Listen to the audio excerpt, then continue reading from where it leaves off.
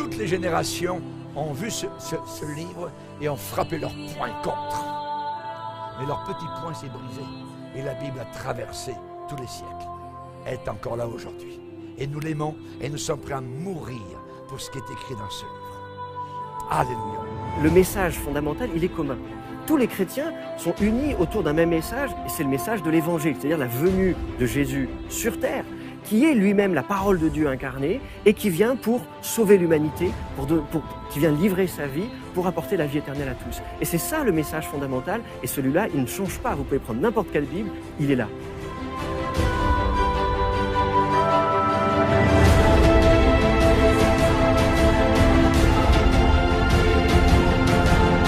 Et donc aujourd'hui, pour l'ensemble de la communauté académique des historiens, l'existence de Jésus ne fait aucun doute.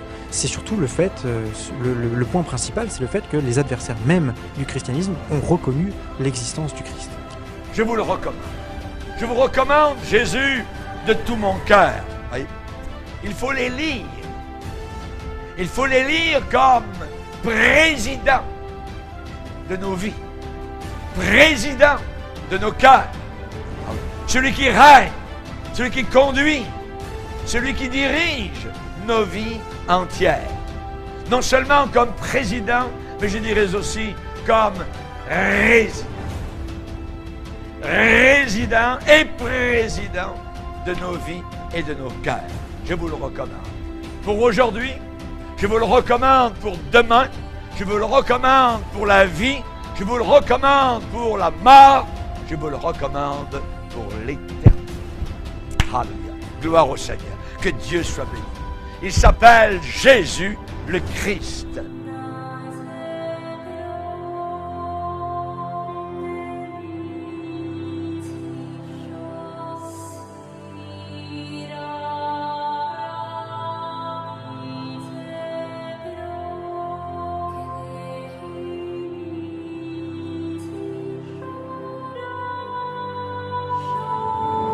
Et pour moi, la Bible, elle peut avoir un impact dans notre vie si on la lit avec foi et si on la lit en laissant Dieu agir dans nos cœurs. Pour moi, ça c'est quelque chose qui est très important.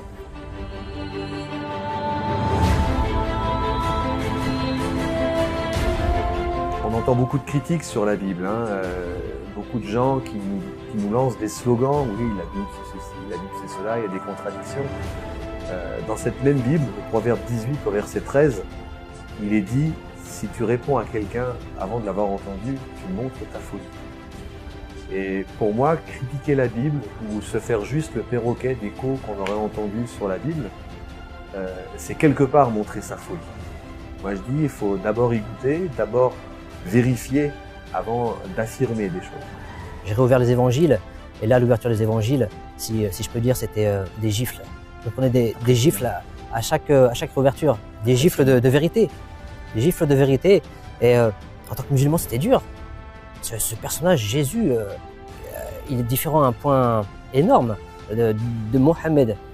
Je vous le recommande de tout mon cœur, voyez, comme sauveur de votre âme, et je vous le recommande plus que cela comme Seigneur de votre vie. And I've heard it said, it's like sometimes when you're reading the Bible, it's like you've got 3D glasses on, and you know, and the scripture just jumps out at you. It's like, shh, this is what happened. And I just saw the scripture. It said, "For whosoever shall call upon the name of the Lord shall be saved." And that night I went to bed crying over that scripture. I said, "Lord, your word says, whosoever shall call upon the name of the Lord shall be saved." I said, "Lord, I don't know if you're true. I don't know if you're real." I said, "But your word says this." I said, "Lord, you've got to save me."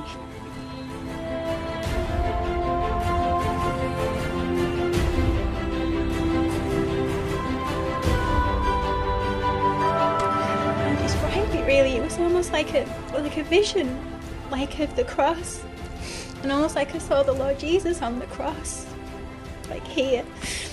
And it was like for the first time in my life, I saw I was a sinner, and I saw that the Lord Jesus Christ had actually died for me, for my sins, for the very first time in my life, and it absolutely broke me. It broke me, and I just I just came to the Lord. I was like, Lord, forgive me. How dare I say this about these people? How dare I say that about my husband? How dare I say...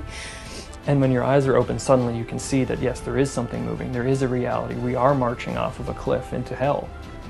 But yet the Lord says, call and I will answer. Knock and the door will be opened. And it was through the grace of God that I was even able to see that. And through hearing the gospel, the power of God is in the gospel of Jesus Christ. Vous savez, les hommes de la terre lèvent le poing vers Dieu régulièrement. Qu'est-ce que j'ai fait au bon Dieu pour que ça m'arrive? Voyez? Avant de me faire sauter le caisson, avant de me jeter en bas du toit, j'ai levé le poing et je lui ai dit, mais si tu existes, tu vas pas me laisser crever comme ça. Ça veut dire, si tu existes, t'es vraiment qu'un salaud, quoi. Je m'excuse du terme, mais c'est ce que je voulais dire. Ouais. J'étais fâché après lui s'il pouvait exister. J'aimerais répondre à ces gens-là, quel mal vous a-t-il fait? Souvent les gens de la terre attribuent à Dieu ce qu'ils devraient attribuer au diable. Je suis né dans un foyer où ma mère se disait croyante et comme elle m'a tapé dessus à coups de pied et à coups de poing, pour moi Dieu ça ne pouvait pas exister. S'il existait, ça pouvait être qu'un sale type, quelqu'un de très mauvais. Ils disent, moi je ne peux pas croire dans un Dieu qui se désintéresserait de ce qui se passe sur Terre. Bah moi non plus, je ne peux pas croire dans un Dieu comme ça. Par contre, le Dieu dans lequel je crois, il s'intéresse à ce qui se passe sur Terre. Il s'intéresse à nos vies. Il faut qu'on arrête de mettre le malheur sur son dos. C'est pas Dieu qui donne les pulsions sexuelles aux violeurs. C'est pas Dieu qui conduit en état d'ivresse et qui provoque des drames. C'est pas Dieu qui déclare des guerres.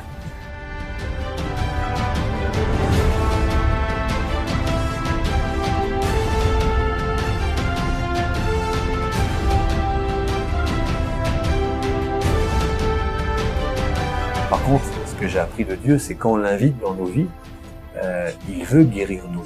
Il veut nous guérir de nos traumatismes. Il veut nous consoler. Il veut nous restaurer. Donc le Dieu dans lequel je crois, il est intéressé. Il est intéressé, il est concerné par nos vies personnelles. Il est concerné par ce qui se passe sur Terre. Votre ennemi n'est pas Dieu. Votre ennemi, c'est Satan. C'est le diable qui attaque. C'est le diable, évidemment, qui fait le mal, qui est un voleur, qui ne vient que pour égorger, détruire. Jésus l'a décrit, Jésus l'a dévoilé comme étant le serpent ancien, celui qui séduit toute la planète Terre.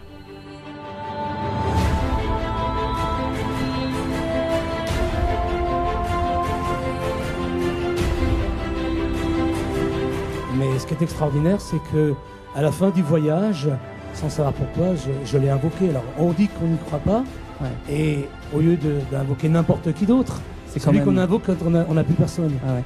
Il a sauvé tous ceux et celles qui sont venus humblement vers lui. Tous ont été sauvés. C'est sa promesse. La Bible nous dit qu'il a gardé sa promesse. Venez à moi, vous tous qui êtes fatigués et chargés, et je vous donnerai le repos. Malgré que ma prière était une prière menaçante et contre Dieu, méchante, la Bible dit quand un malheureux crie, l'Éternel entend. Et je crois qu'en définitive, Dieu nous cherche et que là, il m'attendait. Et moi, j'imagine qu'il s'est dit, ouf, ça y est, qu'il il a osé m'appeler, il a réagi avant de se ficher en l'air. Et ma prière, même si elle était mal faite, a été entendue. Et ça déclenche quelque chose, exactement. Ésaïe 45, tournez-vous vers moi et vous serez sauvés, vous tous qui êtes aux extrémités de la terre. C'est ça, tournez-vous vers moi et vous serez sauvés. Vous serez sauvés. Je ne mettrai pas dehors celui qui vient à moi. À tous ceux qui l'ont reçu, il a donné le pouvoir de devenir enfant de Dieu. Mais ce qui est important, c'est que j'étais ouvert à quelque chose. Je ne savais pas à quoi, en tout cas pas la conversion. Je n'avais pas envie de rentrer dans les ordres ni en religion. Quand j'ai vu les bouddhistes, les musulmans, les hindouistes, pour moi c'était tous une bande de fous, de crétins et tout ce qu'on veut. Et je n'avais pas l'intention de rentrer dans une armée comme ça. Pour moi, ça ne m'intéressait pas du tout. J'ai lu, et là je découvre un personnage, Jésus. Un personnage doux, plein d'amour, allant jusqu'à dire hypocrite aux religieux. Et là, j'ai compris qu'est-ce que c'était la religion. Je me suis dit, mais c'est vrai, la religion. Dieu n'est pas un Dieu de religion. C'est pas la religion, Dieu.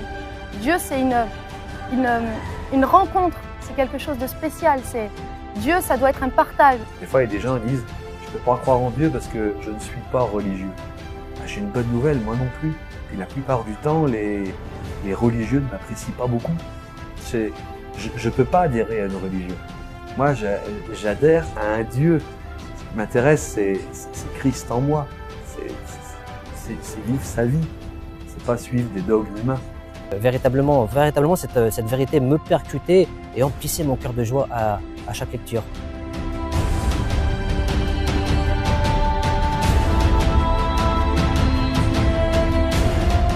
Et moi, je n'avais pas demandé pardon à personne, j'étais une victime.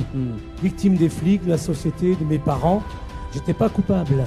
Et à un moment donné, le fil de ma vie est passé et je me suis rendu compte de tout le mal que j'avais fait.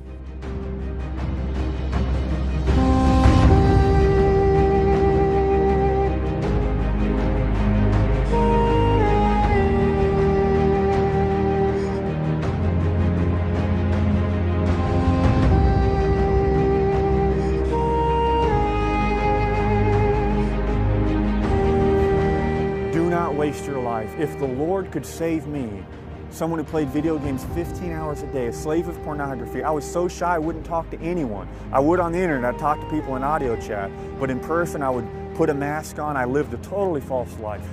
Il accueille les gens de mauvaise vie, non pas pour les garder dans leur mauvaise vie, mais pour les transformer. This life is going to end in a moment. Tomorrow's not granted. We don't know the hour the Lord's going to come. It's a vapor. It's blowing by so fast. The waterfall of the end of your life is coming so soon. And I tell you, be ready for the drop into eternity. I don't fear death at all. I mean, death, you know, where's your sting? I have the blood of Christ all over my account. Il est aussi le sauveur du monde. Il n'y a pas d'autre sauveur sur toute la surface du monde. Vous savez que la Bible dit dans Jean chapitre 20 que Jésus a fait beaucoup d'autres miracles qui ne sont pas inscrits dans la Bible. Mais ces choses ont été écrites afin que vous croyiez que Jésus est le Fils de Dieu et qu'en croyant en lui, vous ayez la vie éternelle. On a eu des guérisons de sida authentifiées, on a des dizaines et des dizaines de cancers, on a vraiment des guérisons spectaculaires, des sourds, des aveugles, des paralytiques qui se sont levés. Et la plupart des miracles que je mentionne, ils ont lieu en France, quoi.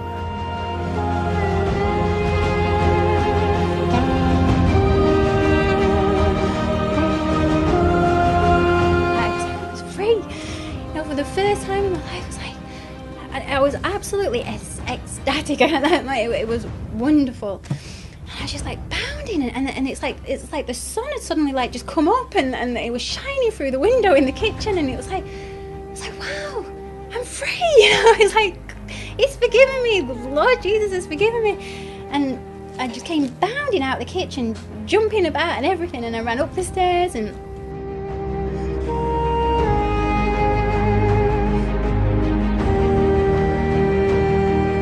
Avant de croire en Dieu, je pensais être libre et je n'y étais pas. Depuis que j'ai rencontré Dieu, je suis parfaitement libre. Et moi, je suis très attentif au niveau de ma liberté. J'ai tellement vu du contrôle, j'ai tellement vu des abus, j'ai tellement vu des choses comme ça. Non, moi, le Dieu dans lequel je crois, il nous a affranchis pour la liberté. La Bible dit, celui que le Fils a franchi est réellement libre. Donc, il n'y a pas de terme de liberté. La seule chose, je suis même libre du monde, je suis même libre de la pensée des autres. Je suis plus obligé de faire les choses juste pour faire plaisir ou pour suivre une mode ou une mode de pensée. Là, je suis vraiment libre. Et Dieu veut nous appeler à cette liberté. Je suis plus obligé de me droguer. Avant, je me droguais puis je disais, je m'arrête quand je veux, mais c'est pas vrai. J'ai essayé de m'arrêter, j'arrivais pas à m'arrêter. Je pensais être libre et je n'y étais pas. Donc le Dieu dans lequel je crois, c'est un Dieu de liberté. Il nous a aimés tellement. Il s'est donné lui-même pour nous. Il est merveilleux. Ésaïe le prophète a dit 700 ans avant sa venue, on l'appellera admirable, merveilleux, conseiller, prince de la paix. Moi, je vote pour cet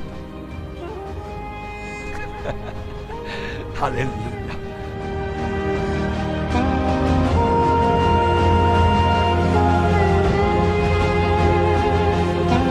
Chers amis, Jésus est merveilleux, mais il sera notre juge final. Tout homme riche ou pauvre, tout homme grand ou petit, devra se tenir debout devant la barre du jugement de Dieu. La barre du jugement de Dieu. Jean a dit, puis je vis un grand trône blanc et celui qui était assis sur le trône. Et je vis les grands, les petits, la terre. Les grands seront là, les petits aussi. Les riches, les pauvres, les esclaves, les libres. Tout le monde devra passer.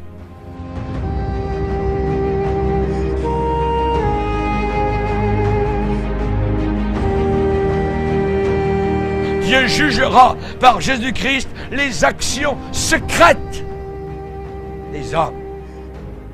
Les actions secrètes que personne n'a vues, que personne ne connaît, que personne n'a entendu. Ce que tu as fait secrètement, cela va sortir littéralement comme un squelette de garde-robe.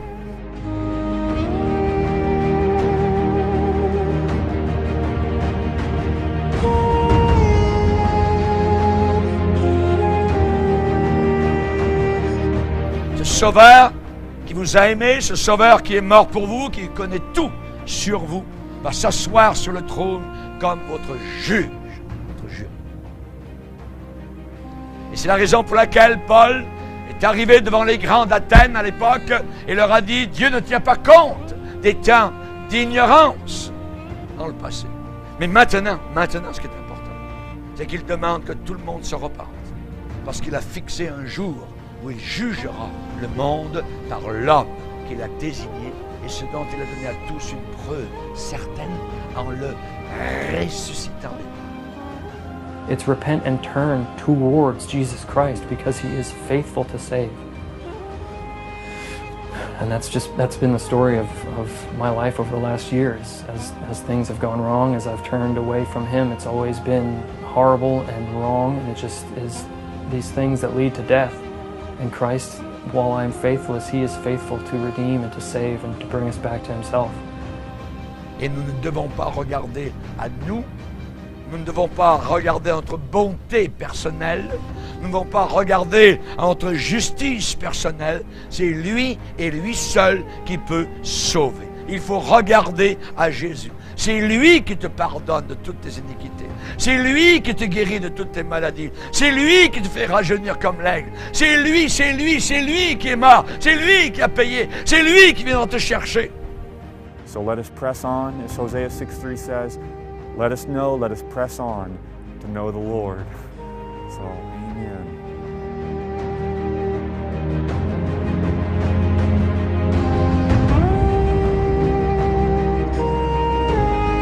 Je vote pour cet homme. Il est merveilleux, ô Seigneur. Jésus a dit, il n'y a pas de plus grand amour que de donner sa vie pour ce qu'on aime. Il m'aime. Il t'aime. Merci. Relève-toi de ton lit de désespérance. Tu es aimé. Rien n'est cassé, rien n'est brisé. Son amour demeure. En 10 secondes, qu'est-ce que vous voudriez laisser à tous ceux qui vous écoutent aujourd'hui? De ne pas dire non. Parce que c'est ça le problème, c'est que j'ai fait du porte-à-porte, j'ai parlé dans les rues, j'ai fait plein de choses. Et j'étais très triste quand les gens me disaient non, ça ne m'intéresse pas, non, je ne veux pas vous entendre. Moi, j'ai ouvert mon cœur, j'ai écouté. On a toujours la possibilité de dire non après, mais si on dit non tout de suite, on risque de passer à côté de quelque chose. Et ce serait dommage que les gens qui m'écoutent passent à côté de ce que Dieu veut faire dans leur vie. Qu'ils puissent dire oui alors. Et attention, la Bible dit, Jésus, il est clair. Il dit, voici, je me tiens à la porte et je frappe. Si quelqu'un entend ma voix et m'ouvre, je rentrerai. Il n'a jamais dit qu'il défoncerait la porte. Dieu vient quand on l'invite. C'est toute la différence. Donc moi, je crois dans un Dieu qui vient quand on l'invite, mais qui nous laisse nous débrouiller quand on le rejette. He who knew no sin became sin for me, that in him I can be made right with God. I am presentable before God for one reason, the blood of Christ. It's covered my account in full, and he died on behalf of for me to cleanse me of every lawless deed and to purify for himself a people that are going to be zealous for good works. And so I'm trying to do that. Oh, I need the Lord's help. I failed in many ways. But I'll tell you this, I always go back to him, and that's where the hope is found. My eyes are ever towards the Lord. He will pluck my feet out of the net. So praise God. So be encouraged. Again, Lord, help us to run. Only when life, as C.T. Studd said, and they'll soon be past, and only what's done for Christ will last. Le salut, ne l'oubliez jamais, est uniquement par la grâce de Dieu.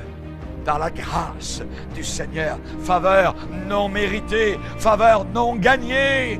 J'ai l'assurance que rien ne pourra me séparer de l'amour de Christ. Je veux le suivre jusqu'à la fin. Je vote pour cet homme. Amen.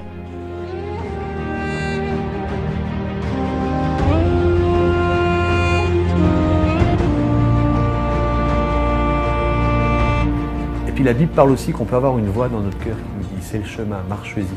Ça va contre notre intelligence, mais on sait qu'il y a quelque chose derrière. Et moi je dis il faut prendre le risque de la foi. Moi la première fois que j'ai prié, la première fois de ma vie que j'ai prié, j'étais dans un squat, il y avait des armes, il y avait de la drogue, j'étais polytoxicomane, j'étais chef de gang, je ne croyais pas en Dieu. J'ai essayé, j'ai pris le risque. Je me suis dit, si ça marche, tant mieux, puis je reprends ma vie en main, et après ciao Dieu. Si ça marche pas, je me tue plus tard. J'étais sur le bord du suicide. Et j'ai pris ce risque. Et là, Dieu m'a touché. Et peut-être qu'à l'époque, j'étais fou, mais j'ai pas été assez fou pour le lâcher. C'est tellement bon de l'avoir rencontré. I was thinking on the things of God, thinking about Christ, and suddenly, I couldn't have told you at the time, but John 3:16 suddenly became real and became about me. God so loved the world that he gave his only begotten son. Well, that became, for God so loved Michael, that he gave his only begotten son, that if I were to believe on him, I would not perish, but would have eternal life.